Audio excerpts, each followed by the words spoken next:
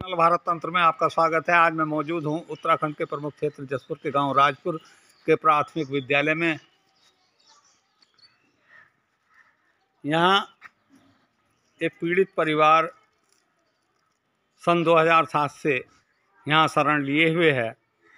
तो बताया गया कि सन 2007 में ये राजपुर गांव के पास से बहने वाली फीका नदी में आई बाढ़ के दौरान इनका घर बह गया था और उस समय तहसील प्रशासन ने इनको वक्तिया तौर पर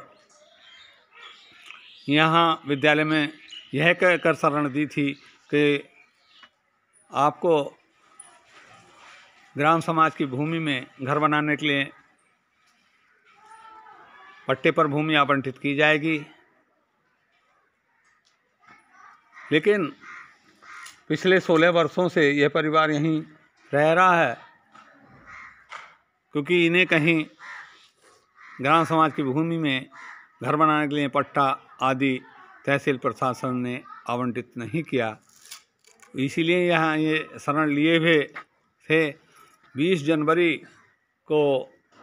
जनवरी सन 2023 को तहसील प्रशासन ने इनका सामान विद्यालय कक्ष से निकालकर बाहर फेंक दिया है। आप देख सकते हैं ये अपने सामान के पास पीड़ित परिवार मौजूद है।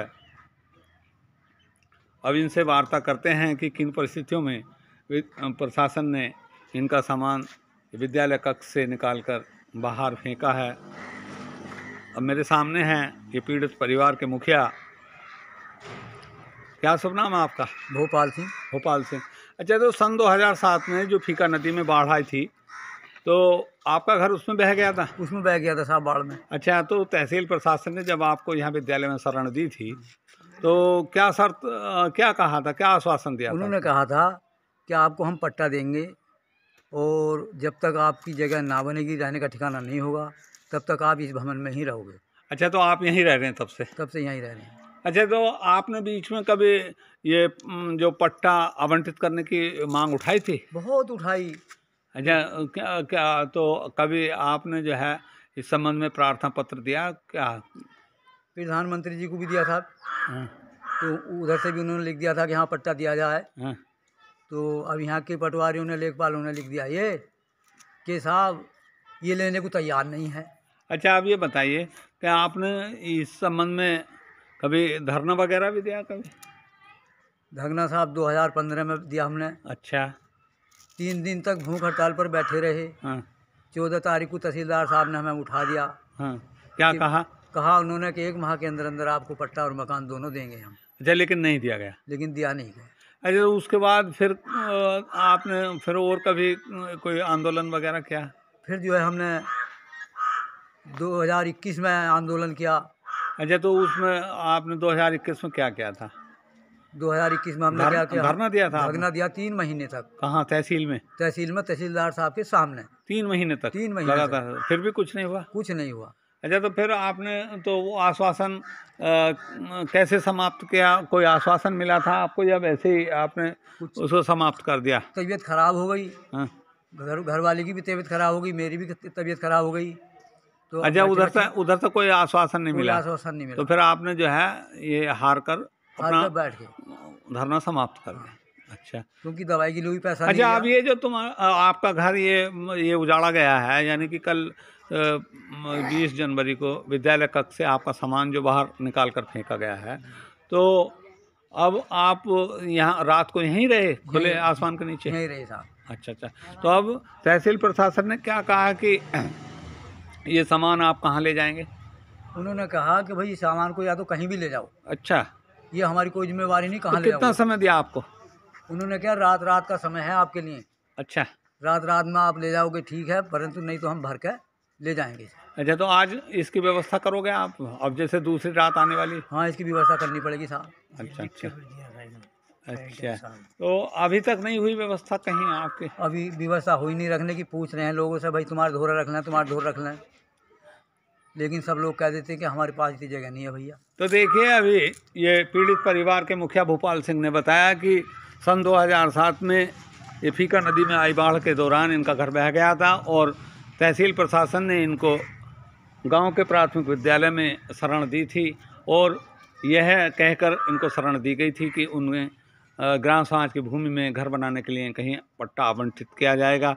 लेकिन इनका कहना है कि लगभग 16 वर्ष से अभी तक इनको कहीं घर बनाने के लिए जगह नहीं दी गई और इसी कारण ये यहाँ शरण लिए हुए थे।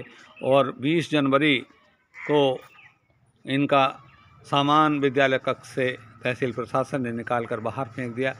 तो आप देख सकते हैं कि इनका सामान यहाँ पड़ा हुआ है। तो कौन से कक्ष में था आपका सामान? इस वाले कक्ष में था। अच्छा, इस वाले कक्ष में। ये जो बाहर ये जो झोंपड़ी खाना बनाते थे। अच्छा, इसमें खाना बनता था आपका? खाना बनता था। अच्छा, तो ये किसने तोड़ी है? ये साहब पुलिस वालों ने तोड़ी।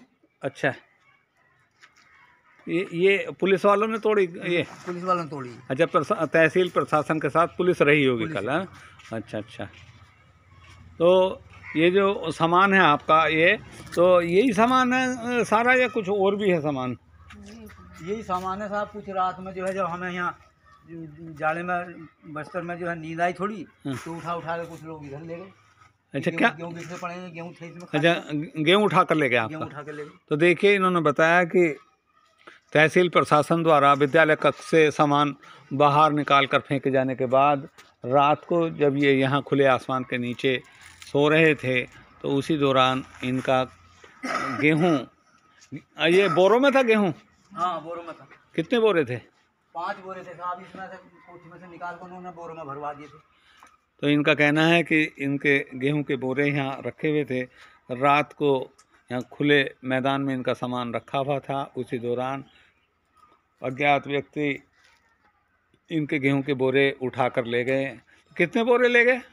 6 बोरे ले गए। 6। कितना गेहूं होगा करिए? इनमें गेहूं 3 कुंटल होगा। अच्छा अच्छा। तो देखिए, खुले आसमान के नीचे इनका सामान पड़ा हुआ है और ये कहीं अभी व्यवस्था नहीं कर पाए हैं। इनका कहना है कि कहीं शरण लेने के लिए इनको जगह नहीं मिल पा रही है। ये पीड़ित परिवार इस असमंजस में है कि आखिर जाए तो जाएं कहाँ। अब ये यहाँ पीड़ित परिवार ये अपनी व्यथा सुना रहा है और इनकी व्यथा सुनने के बाद ऐसा लगा कि इनके साथ जो व्यवहार किया जा रहा है वो व्यवहार अमानवीय